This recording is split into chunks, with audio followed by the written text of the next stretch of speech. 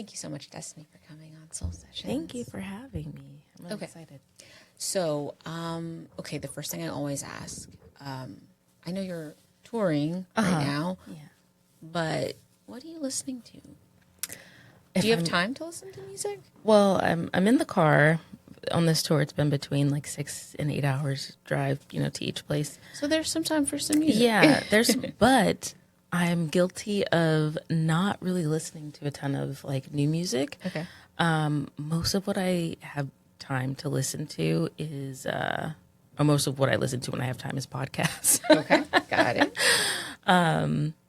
Yeah, so I'm not actually like super up to date on like current music, which is terrible, except for like my immediate peers, But yeah, I'm been listening to a lot of true crime.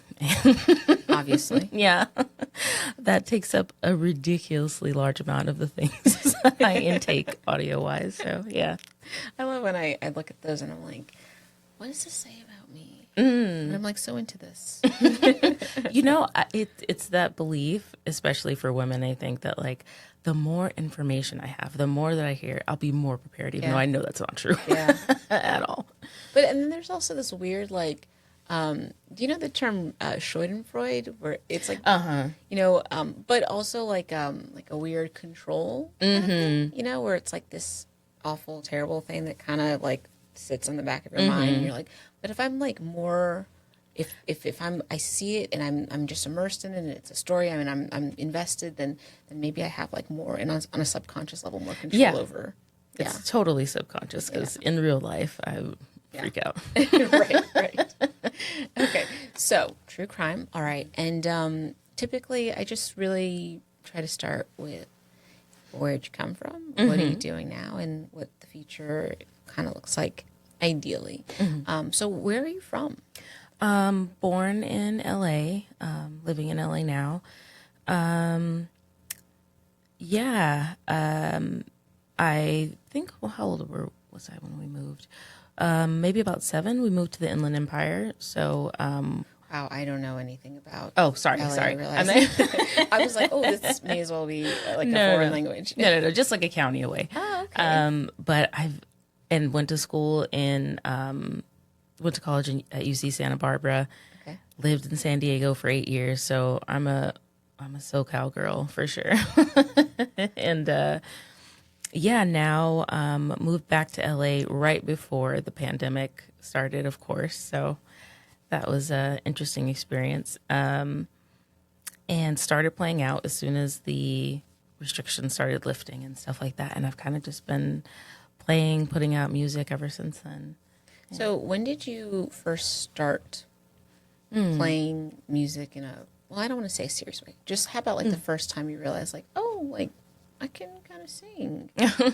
Well, I've been singing since before I could talk. So I've always, I always used to sing growing up. I would annoy my older sister to no end, and did, talent shows in elementary school and was in choir and stuff like that. But so singing was always a part of my life, and people knew me as a singer. But I didn't start really writing my own songs until college, because that's when I started to teach myself guitar. Okay. And that was the thing. I'm, for better or worse, hyper independent, And so I was like, I don't want to have to depend on somebody else to like play for me. So I need to learn how to play this instrument. And so I took a chunk of time to kind of get my bearings with that, and then, composing and transcribing and stuff like that. So that all really started in college. And then at that point, it was kind of like I had meddled with the idea of pursuing music, and even from, very, very young. And it was always, my Capricorn brain, I was always like, no, I should just focus on, I'm in middle school, I should focus on this. And then in high school, I was like, no, I need to just focus on graduating. And then after that, it was, well, maybe I should just get a degree just, in case. And, I'm interested in geopolitics and stuff. So maybe I should, just do that. And then after graduating college, I was like, okay, like, what are you going to do here? It's like kind of, can we swear on here? Or? Sure, okay. Why not? I have a horrible mouth. It was kind of that moment where it was like, shit or get off the pot. Like, are you going to do this or not? Because if so, then you need to, start applying to grad school. And then I was like, okay, no, I need to really give this an honest, full throttle try. And so that's what I did, and moved to San Diego with a few friends, and started kind of getting my sea legs in terms of playing in front of audiences, because I am like horribly not shy, but introverted. And my songs, especially because they were so new and playing them was so new, was like my precious little babies. Mm-hmm. So I had a hard time playing out without kind of getting up in my head, but worked that out while I was down there, and moved to LA, started putting out music, and now, we're here. And here we are. Yeah. So with the banjo, like, it's not the first instrument that comes to mind for, hey, you're living in LA, doing your thing. So how'd you find that? I came across through various different, it was kind of like a slow drip, going to see certain performances, and then finding certain creators online, and finding out that the banjo is actually a African diasporic instrument. And that was really fascinating to me. And I just kind of started learning more about it. And my husband actually got me my first banjo. And so I was like, okay, I learned very quickly that bluegrass style was not a thing, because the picks, I was just like, okay, that's not for me. So then I started learning about clawhammer, and kind of playing old time and going down that route. And I found a mentor and instructor who I'm still working with, because I've been playing now for maybe 4 years, so still relatively new to it, but it was so much easier for me to pick up than guitar. It felt so much more natural, and I made progress with it a lot faster, and now it's just like my baby. I'm trying to transfer as many songs over from guitar to banjo as possible. It doesn't always work, but I'm definitely aiming to make banjo my primary instrument. And so, do you read music, or do you? No. No, I was one of those people, like, I dipped my toe into music theory, and then I was like, do I know enough to, like, have a melody in my head and be able to play it on an instrument? And as soon as I got that down, I was like, okay, that's enough. I've learned plenty. Yeah. So then, would you say, like, percentage-wise, how transferable are your skills for guitar playing to the banjo? It's good to kind of have the pliability in your left and right hand, and having, getting used to those being on different, pages at the same time, so to speak. So that helps. But in terms of like the pattern and stuff like that, clawhammer is very, very specific in terms of, they call it the bum ditty. Okay. So it's like every time you are playing something, you're also kind of plucking the top short string. Okay. And that's called like a drone. So it's kind of like it's always in the background. It's almost like percussion. Okay. So the drone is constantly going, and that just, it opens up a lot of possibilities and like sonically, and which, once I started learning about it and like putting two to two together, I kind of started looking at it as like, it's really just like a drum with strings over it, Yeah. And that was something I was not worried about, but there are some songs on the album that incorporate like djembe and certain drums and stuff, and I was like, I don't know how that'll sound like together, because usually in bluegrass it's like drums are like a no. It's all strings. Right. But it actually sounded really, really cool. And I was like, oh, wow, this sounds so good. And then, of course, in my mind later, I was like, of course it's an African instrument. Of course it sounds good with drums, you know. Right. So it just kind of opens up a new world of sonic possibilities, and it is interesting once you start listening and paying attention to it. Like that drone sound can kind of lull you into. I think they actually used to use it for in like religious ceremonies and stuff, and I think it is because it kind of is a little trance-like, you know. Okay. Yeah. So, but anyway, yeah. Okay, so I hate this question. I always hate it, but I have to ask it because it just provides context. Yeah. Which genre would you say your music falls into? And then, and I'll actually also offer up my follow-up up front, which is, do you feel like you had already established a genre as a musician and then picked up the banjo? Do you feel like picking up the banjo has influenced the genre that you are falling into, or how does all of that work for you? Yeah, so I think I usually just go with it, and then I think it's because it offers a little umbrella of folk, you know, because that's, you know, roots, Americana, all that stuff. So I usually just go with folk, and I think so. When I started writing songs and singing them, they just kind of came out that way. I think it was just kind of in the air that I was breathing, because I grew up, you know, a lot with my grandparents, and my grandmother's from Texas, my grandfather's from Louisiana. So it's constantly, you know, Delta blues playing, country western. And so I think, and not even like in a conscious way, but I just think when I started creating my own stuff, there was just tinges of that in there naturally. And so that kind of informed, like when I started playing the sound, and it just sounded that way. And so I was trying to figure out what noises can I make on this thing that will most closely mirror kind of what I'm hearing in my head and the way that I'm trying to convey this. And it just ended up sounding that way. Gotcha. And then so for banjo, it was really cool because I think once I picked it up, I was able to get even closer to kind of like the sound that I had in my head. I see. So I was like, oh yes, like down this road, this is, you know, paints the picture that I'm trying to create even better than the guitar does sometimes. So that's kind of just how it evolved. Yeah.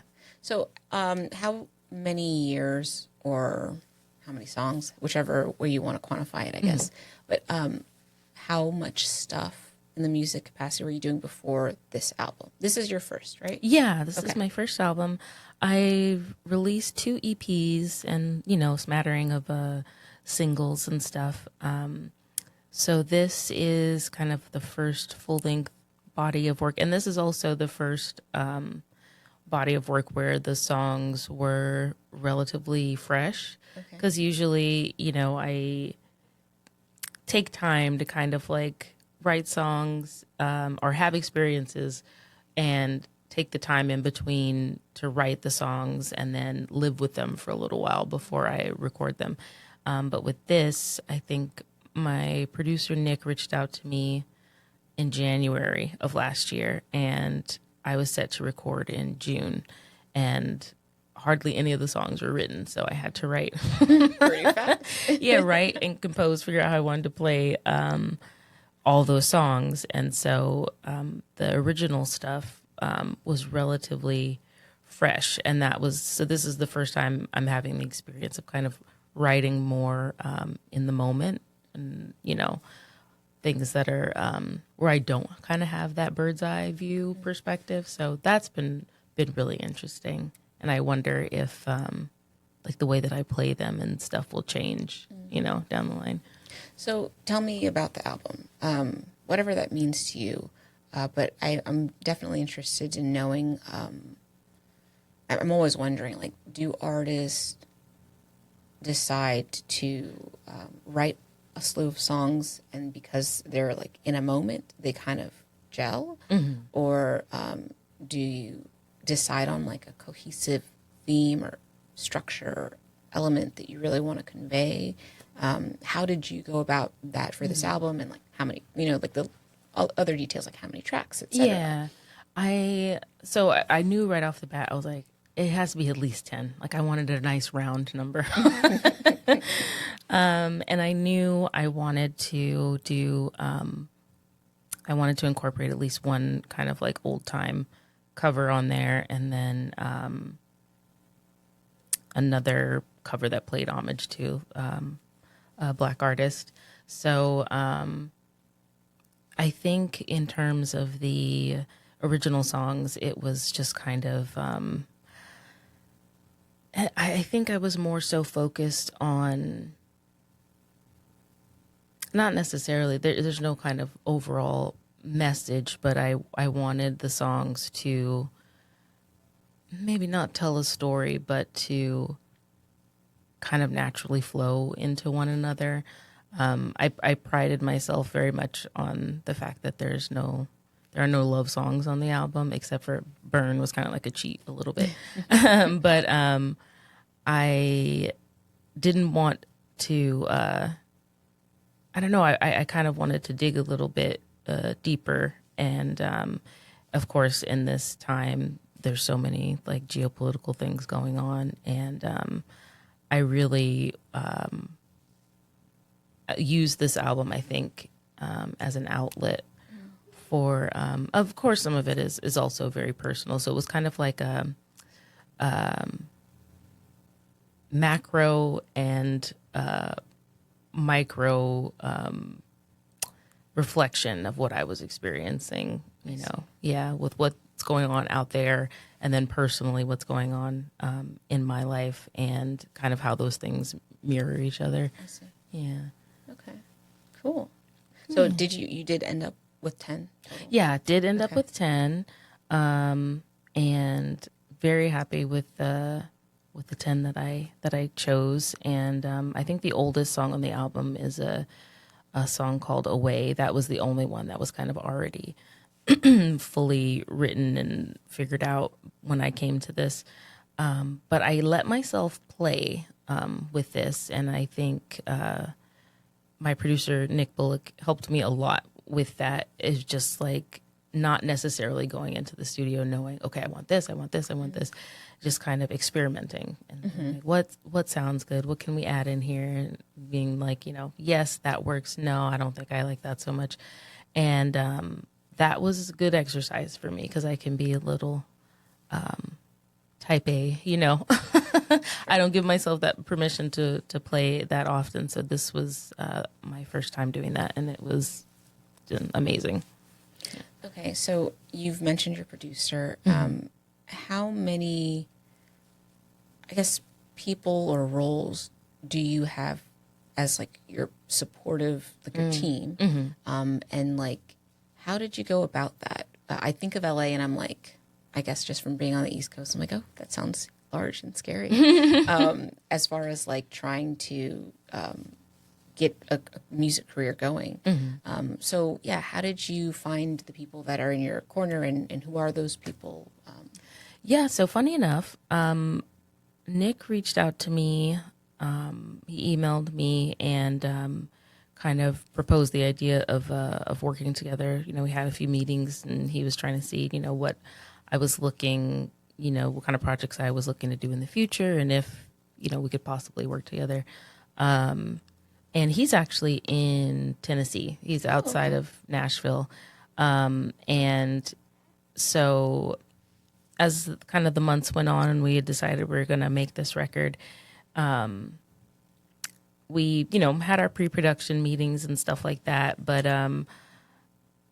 he was very kind of instrumental in like all the questions you were just asking about, like how to decide to put which songs and what number, and just kind of going through all of that and deciding what I wanted out of the experience and what kind of album I wanted to make.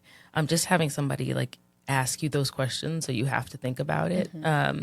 So yeah, that's how I met him, and I recorded it at Frida recording studios just outside Nashville, like in the country. And they have the studio, and then there's a tiny house that's like attached to it. So the artist comes and stays there. Like I stayed for 2 weeks. And so I would just, get up in the morning and walk over to the studio, and then we'd work. And that was like all you're doing. And I think that style of recording, it was new for me, but I don't think I'll ever want to record any other way again, because you were so kind of immersed in it. Right. So that's kind of how we created the album. And then, he obviously has players that he likes to work with and invites in. And his wife, Meredith, is kind of like a visual storyteller. So she helped me with kind of the visual components and thinking out how I wanted to, mirror the experience of the album visually. And there's like a little, it's not out yet, but a mini kind of documentary of the recording process that we did. Yeah. So honestly, and I have a manager that I am working with that's based in LA, but that was pretty much it in terms of like team for the albums. Just the folks at Frida, my manager, and me. It's small but mighty team, and it's been it has put very clearly in front of me why it takes so many people to, for an artist to have a successful career, because those hats, the number of hats is ridiculous. And yeah, that makes sense. Yeah, that makes sense. I mean, I feel like I'm slowly becoming more and more aware of that, where I'm starting to think like, wait, do you sometimes have to have someone who is solely focused on booking things, and that person can like live there while somebody else is helping you? Just that there's so many different parts that it's like when you get to the point where, hey, we want to operate as in as streamlined a fashion as possible. It's like you need to be like dedicated to the thing. Yeah, it's really crazy, because like I would say, and even with having that team around this album, maybe 15% of my time is spent actually doing the thing, like playing, singing, writing. Yeah. The rest of it, you have to be a videographer, you have to be a photographer, you have to be a social media marketer, Yep, I hear you. So, and just time to sit and think about what you want to do next and how you want to do it. And then, it can be very overwhelming, and I totally understand and see how a lot of people, with every intention of making a full-time career out of music, it just, I see why people kind of pivot sometimes, because it can be pretty overwhelming. Yeah. So you mentioned you have a husband. Mm-hmm. How long have you guys been married, and how'd you meet? We've been married for 12 years. Oh, yeah. Okay. And together for 14. And we met in San Diego. He actually hosted an open mic that I went to, and so that's how we met. And I remember asking him very early on, being very nervous about asking him if he was okay dating someone like who planned to do this full time. Mm-hmm. And I hadn't really disclosed that to him originally. I was like, so it was like a whole thing. I was like, so, planning to do this, and, are you sure that, you want to be with somebody long term whose life, it's going to be hard for us to make plans. Right. It's everything's kind of up in the air. And he was like, yeah. And at first I was kind of like, we'll see how long he hangs in, He said, yeah, but did he know what he was saying? Right. And I still don't think he has. But he was just like, yeah, and then, he was like, no, I believe in you, and yeah, let's do it. And he stuck to his word. He's still my number one cheerleader, and is very, very supportive. And I've been very, very lucky in that way, because I know it can be it can be strenuous, Right. on a relationship for sure. Yeah. Yeah. Like even this tour, how long will you be away from home? Maybe like 3.5 weeks or so. Yeah. Yeah. And, yeah, it's been interesting because, what's interesting what comes up. Like I was thinking that, I would miss, I don't know, certain things that I thought I would miss, I don't. And then there are those little things that pop up where I'm just like, oh, I miss cuddling with my dog. Or, Yeah. or I miss being able to get that one specific food item that I get from this place and I can't, Yeah. little dumb stuff like Right, that. right. But yeah, we definitely, miss each other. And I'm also really close with my family. So FaceTime's been good. But yeah, this is the longest we've been apart, and it makes you realize how much time you do spend together. Because day to day, it can be kind of, you're going about your life, and you don't realize like just how much the other person's presence is just they're omnipresent, Right, yeah. in your life, and so it Kinda really take it for granted a little bit. yeah, and you really realize like, oh, I'm with them a lot, Right. Like, yeah, When my husband, he's in sales, and he travels a lot before COVID, and then took like a very long hiatus. yeah, But I realized when he started traveling, like, because he was working from home, I'm like, well, this is actually good. Just go, give me an opportunity to miss you. And Yeah. then when you're back, Yeah. I'm much more appreciative. And even it's funny, just like when he's away, I'm like, he might be upstairs in his office like all day, but when he's gone, I'm like, oh, I just like knowing he's there. yeah, It's like, oh, I just kind of miss knowing his body is exactly, up there, yeah, in that space. yeah, like So yeah. totally. So you said you have a dog. I'm kind of Okay, a super dog lover. Okay, So tell me about yes. your dog. My dog Winifred. Cute. She's a Maltipoo. Okay. Crazy energy. She's a little Karen. She like stares out the window and like patrols. Yeah, just like, dude, what are you gonna? It's so you drive up and you just see her little face in the window, like peeking behind the curtain, seeing who's coming and going. But yeah, she's 2, and I was kind of feeling the same way because most of the time if I'm not performing, I'm working from home, and I never feel alone because Winnie is there, and Right. Winnie is high demand, high energy. And so people are like, well, you work from home. Like, you don't feel like you get alone time. But I'm like, no, Winifred, I'm not alone with Winifred. She is here.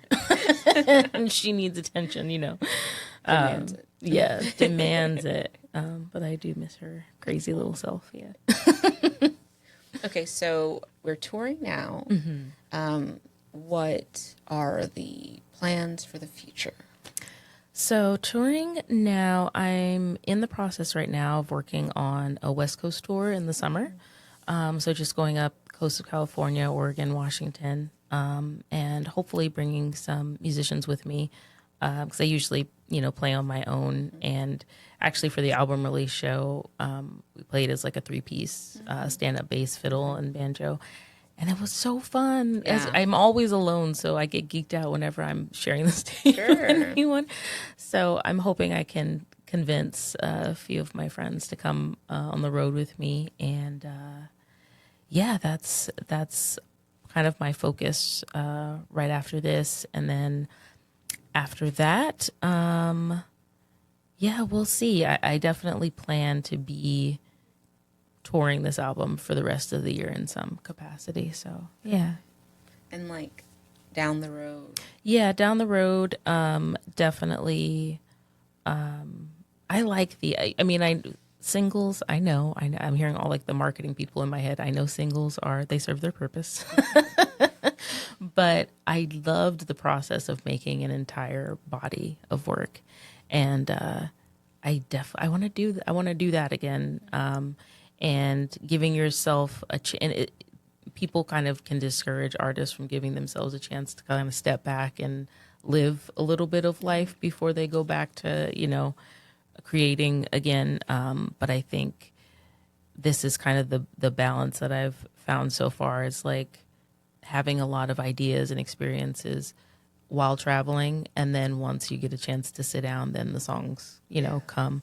So once I'm kind of done touring for the year, that's probably when I'll get back into writing mode, and I want to do more albums, and I definitely want to work with Frida recording again. That was just a great experience, and it's just kind of like repeat after that, right? Record, tour, repeat. I'm trying to do it like Dolly Parton style. Like I don't ever plan on retiring, and hopefully, and that's one of the things I love about this kind of music is that I don't feel like you don't age out of it. So I don't have to worry about being, whereas in like a pop genre, you have to worry about becoming, irrelevant or not being young enough. Yeah. And I love that I can kind of grow with these songs, and I try to write songs that don't have a particular age attached to them. And yeah, so I'm planning to do this for as long as I can do it. Yeah. And you know what, we didn't touch on this, but songwriting, what is your process for that?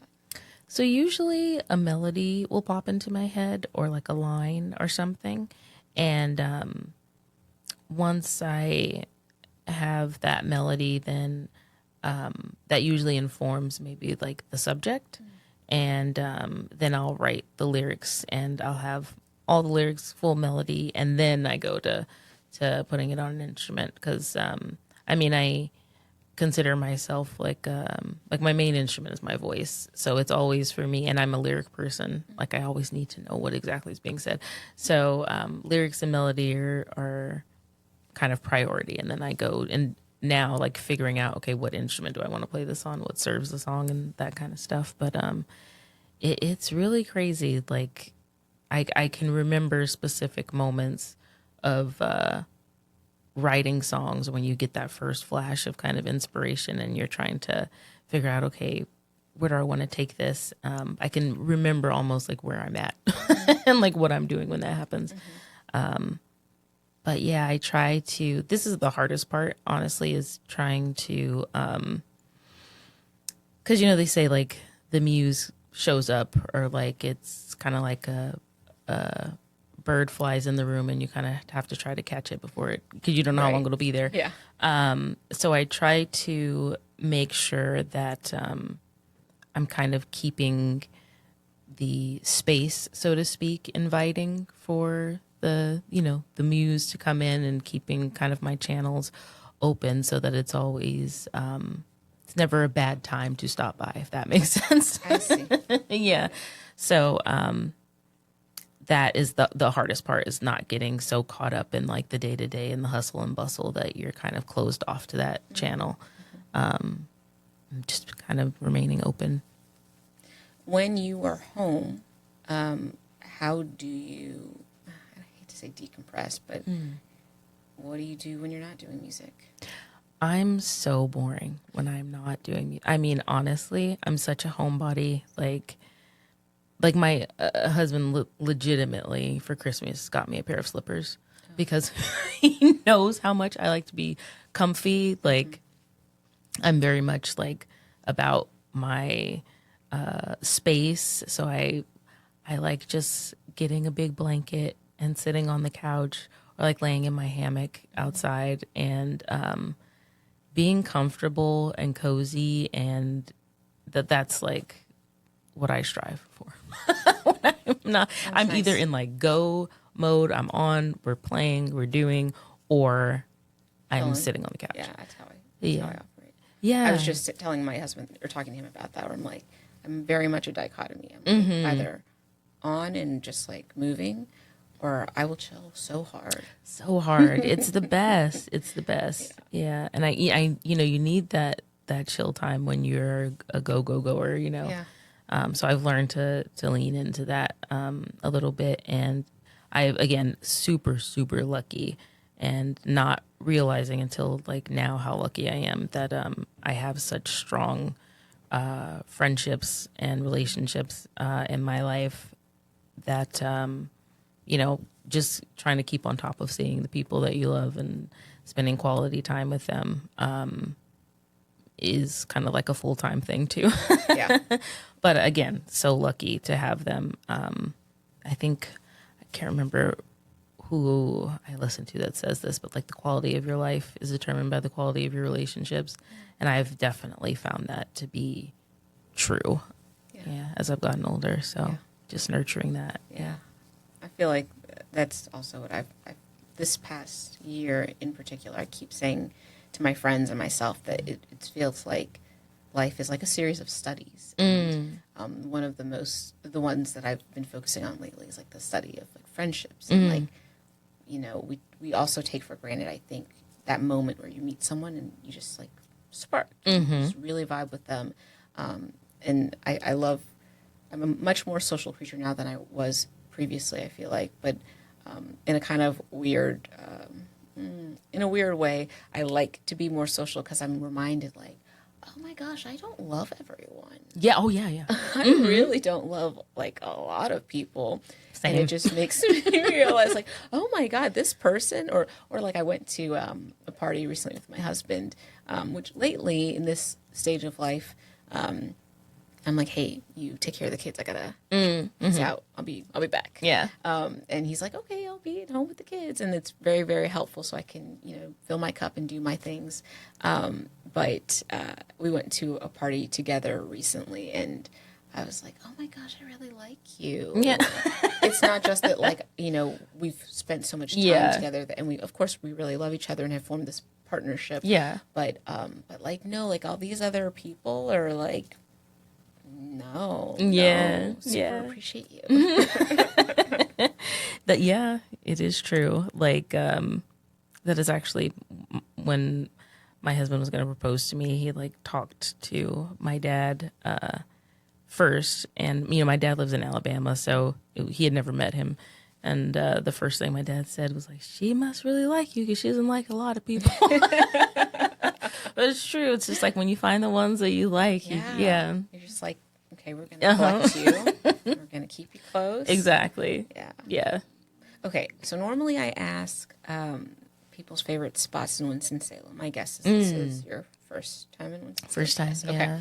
So I want to know, I go to LA. What's your favorite spot? Where do I need to go? As like your favorite spot, not like, oh, you should visit this as like a tourist person coming through LA. No. Music related? Doesn't matter. Doesn't matter. Okay. Honestly, this is another lazy girl answer. Day at the beach. Okay. Yeah, like I wouldn't say one of the crowded beaches. I usually go to Dockweiler Beach, which is near like LAX actually. Oh, okay. But it's usually not that crowded. And I've been going there since I was a little kid. And honestly, I have one of those, of course, like little tent things. Bring some food, some snacks, a couple beers, and a speaker, like a Bluetooth speaker, and just chill on the beach is like the best, especially if you can be there for like sunset. It's watch the sun go down over the water is like the best thing I can recommend to somebody coming to the coast. But then actually it's really sad. I always tell people like if they can catch a show at Hotel Cafe in Hollywood to go, but that location is closing soon. They'll be open again in 2027, but at a different location. But I always tell people to check that spot out. Yeah. Cool. Yeah. Okay. Well, I think that's all I have. Okay. But I usually end with a game. And I try to kind of keep it fresh, but I have lyrics, lyrically corrects. Fill in the blank lyrics. I'm really sorry. I honestly, hold on a second, let me grab. Like a weirdo who's really into soul sessions and music. I just kind of keep them in my purse. So I didn't even get a chance to curate this for you specifically. Oh, it's okay. But okay, this is pop. Okay. I think this is 90s pop. Okay. To be specific.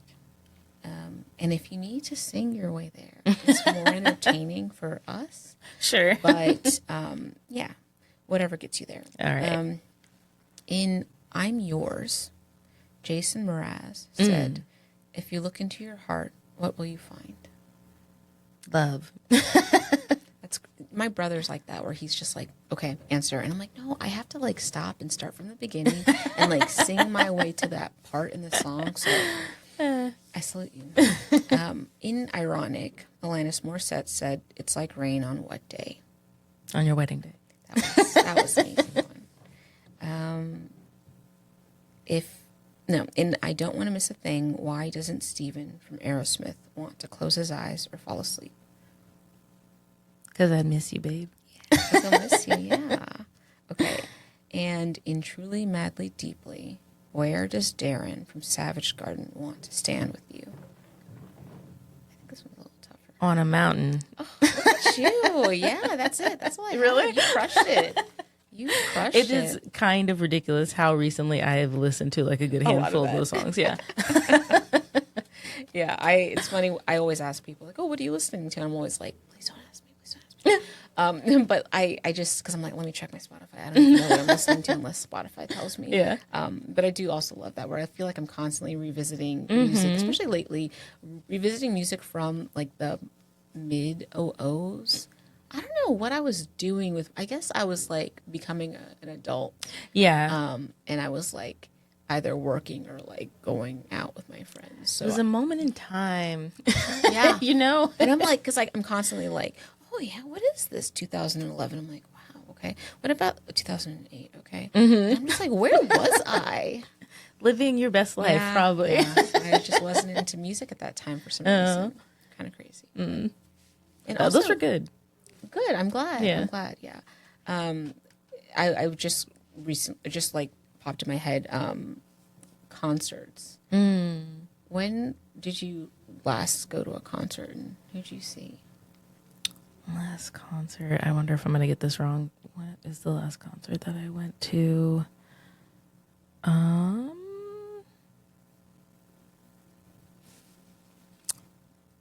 I went to go see Mama's Broke at McCabe's Guitar Shop in Santa Monica recently. They came through town. I'll say like recently, the past few years, like I was super, super excited about. I got to go see Incubus at like the beach festival. Incubus was like between John Mayer and Incubus, that was my high school. Yeah, that I was just ridiculously geeked out about that one. That's awesome. Yeah, and then I see when people come, honestly, from this part of the country come to LA, and because it's not, understandably, it's not often like a big stop. Yeah. I always make sure I go see them because it's always like a little treat to go to go be able to see them play. Yeah. Cool. Very cool. Well, thank you so much for your time and thank you for having me for us and just stopping by. I really appreciate it. I appreciate you for having me. Thank you. Of course. Thank you, Destiny. Thanks.